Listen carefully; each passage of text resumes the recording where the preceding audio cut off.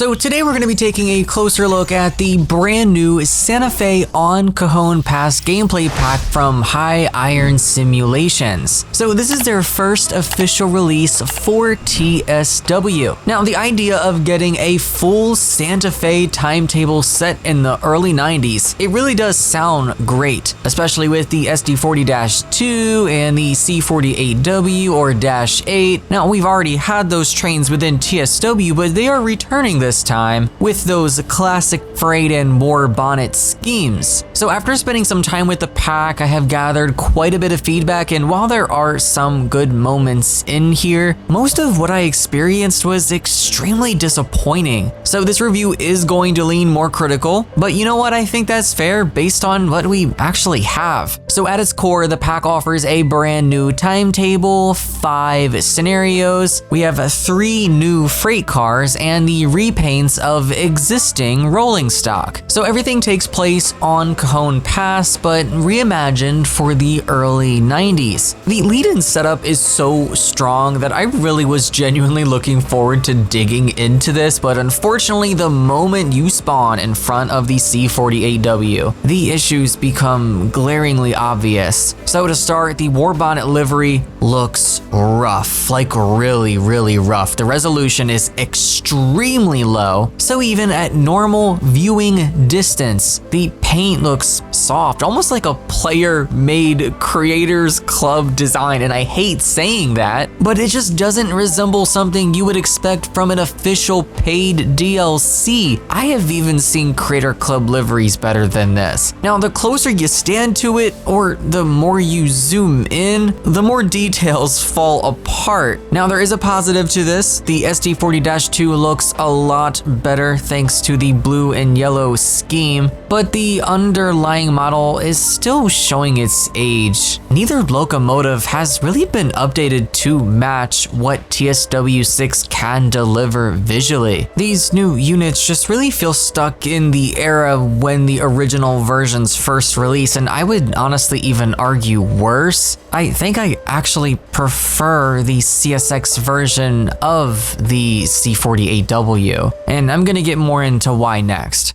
So sadly, things don't improve inside the cab either. The -8 cab looks like a carbon copy from the CSX model, even though Santa Fe's version had notable differences. From my own personal knowledge, a lot of the equipment is in the wrong place. For Santa Fe units, I'm pretty sure the speedometer should be where the airflow gauge is. There's no alerter on the dashboard. That should be right up top in front of you on the right-hand side. Even the door model looks mismatched when you look at it from different angles. It actually appears bigger on the inside and smaller on the outside, and this is the kind of thing that you can't unsee once you notice it. There's some very obvious clipping going on here. This would have been the perfect opportunity to introduce a working, functional HOTD. Well, that still doesn't work, it still doesn't function here. You would think that being on TSW6 and charging for trains that we already have available within the game should be pushing third-party developers to give us more interactive freight systems and not fewer. Now, it's not a bad deal if you don't already have these trains, but if you do, it's definitely a disappointment and also just a waste of money. Now, audio doesn't really save anything either. The horn is decent. I think it's pretty good.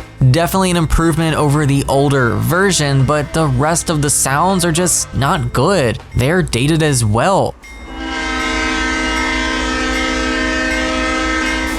There is no meaningful difference between exterior and interior audio based on simple volume changes. The horn needs occlusion or EQing or something inside the cab because it literally sounds exactly the same as it does outside. The sounds of the engine are the exact same. Boy, I cannot wait to get mods installed because it is very well needed. So we do have some new rolling stock here as well. It's not terrible, but it's also not my favorite thing either. I don't know why the wheels on these things are so shiny and reflective. Probably one of the first things that stood out to me. Just the overall modeling in some places is just really like non-dimensional and flat looking. It looks cheap. I'm trying to say this without sounding mean or coming off harsh. harsh, but I really don't have any other ways to describe what I'm seeing here other than it's really, really bad. The textures on the boxcar are low resolution, at least on the doors. The colors seem a bit off, but honestly, I feel like that applies to everything. It's making a lot of sense why we really didn't get any interior previews and close-ups of this before it came out, or, I feel like players would have noticed these issues. And it really is disappointing because I was really looking forward to this, and it definitely concerns me with what High Iron is going to release next. So we should definitely be proceeding with caution there.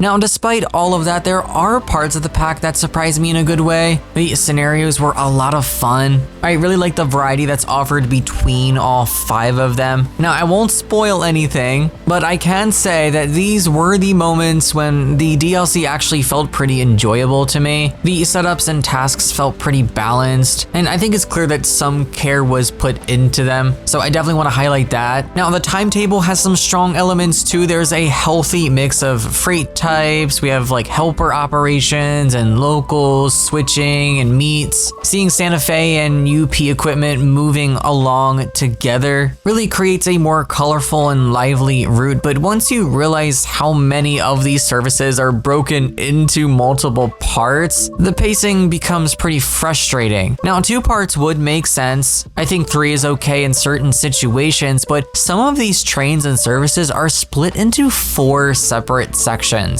And every time you finish a segment, your service ends and you can either load into the next one from the main menu or continue in free roam mode, but still you have to start from 0 miles per hour again. All that momentum is lost. Long runs feel chopped up in a way that just kills immersion. And also with the scoring system being so unforgiving, the interruptions only make it harder to get consistent results. And a little more on that, speaking of scoring, it is surprisingly harsh. Just going 1 mile per hour over the limit even briefly can cost you a platinum medal unless everything else is perfect. It also doesn't help that older bugs are still present on Cajon Pass, which is worth bringing up because, we're releasing more paid content for an older route. Speed limits aren't displaying properly at all times on the track monitor, and if you don't know the ins and outs of the route, you're going to miss those speed reductions and you will lose out on a platinum medal. On top of that, the fans are always spinning at full speed even when dynamic braking isn't active. That should not be happening. And I've even noticed the end of train device not spawning at the end of the train, but underneath of the last car in the middle of the consist, sort of clipping into the ballast. These are old bugs that still haven't been fixed. And all of that would be easier to overlook if the equipment itself felt accurate to the real Santa Fe versions, but that is yet another area where this pack stumbles. Now, anyone familiar with American Freight will see the issues immediately. Even players who aren't necessarily experts might start picking up on how off everything feels after a while, and that leads into the biggest challenge with this DLC. The longer you spend with it, the more you notice what hasn't been updated or what is inaccurate, what still feels broken, and what should have been improved before release. Since reviewing it pushed me beyond the 2-hour refund window, I know that frustration firsthand. I really wanted to push this review out as quickly as possible because I learned pretty quickly when starting it that I was going to refund this. I knew I did not want to keep it, and if I did purchase it again, it was going to be when it was on major discount. But testing and gathering footage took lots of time, and now I'm stuck with it. So I definitely don't want anyone else making that same mistake, and that is why I'm being very brutally honest and transparent about what you're actually getting here.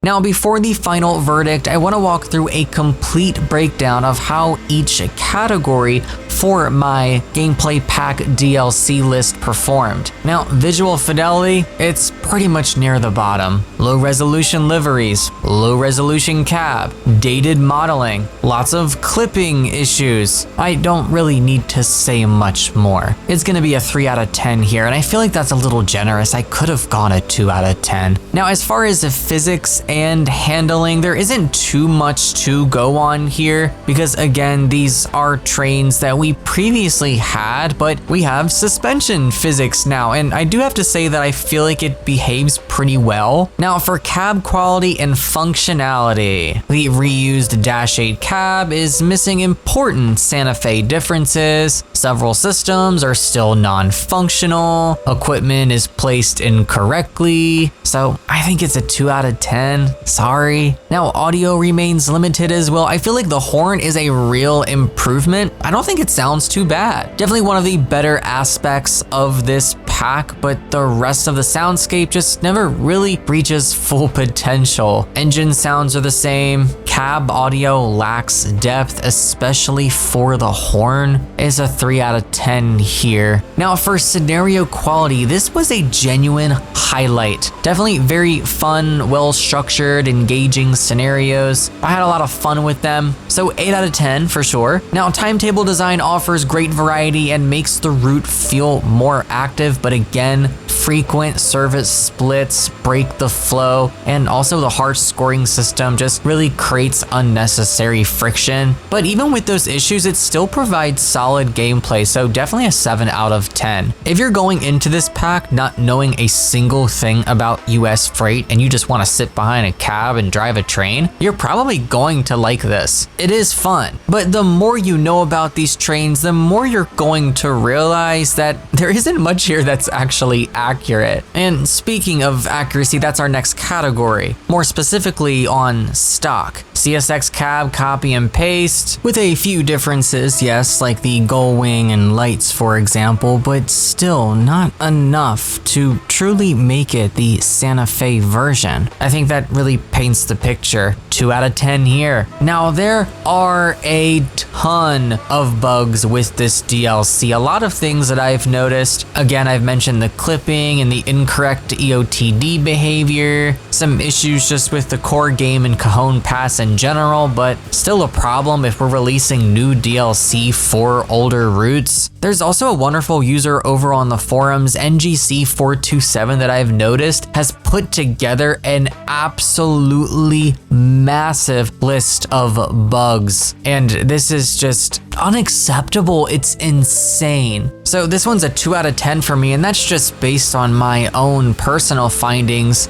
from my own knowledge. For those that have played longer and have found even more stuff, it doesn't look good. Now for gameplay and immersion, it feels pretty inconsistent. I think casual players may enjoy the activity variety and just general flow of the scenario and timetable work, but again, once the inaccuracies and bugs start showing, it's gonna become harder to stay absorbed within the experience. So definitely a 5 out of 10 here. Now value for money is the clearest call. This pack is $17.99, yet it is built mostly around old models with minimal refreshes, low quality textures and liveries, outdated and inaccurate cabs, a massively long list of technical issues. I really feel like the scenarios are the only real standout here, and because of that, I think value for money sits at a 1 out of 10. So putting everything together, the average score comes out to be 3.9 out of 10, which pretty much just rounds to 4. Honestly, I feel like that's pretty accurate to what this pack delivers, at least in my own personal opinion. There are some good moments here, again with the scenarios, but I think the broader experience falls short of what a TSW6 release should offer. We're in TSW6. There's no excuse for it. There really isn't, and we have to stop making excuses for content releasing like this. It absolutely does not meet the standard players expect from a modern gameplay pack, especially one priced this high and marketed with this level of nostalgia. You know, they knew that Santa Fe fans and US freight fans were going to be looking at this, so there should have been expectation to get this right. So there is fun to be had, but the quality and accuracy issues definitely overshadow it. Again, players who aren't familiar with the details may enjoy parts of this pack, but anyone looking for authenticity will be disappointed. I cannot recommend it at full price. I don't even think I can recommend it at half price. I would strongly caution waiting for an extremely high sale if you're still curious in it. Share your thoughts on this pack below. Thanks for watching, guys. Take care and happy rail simming.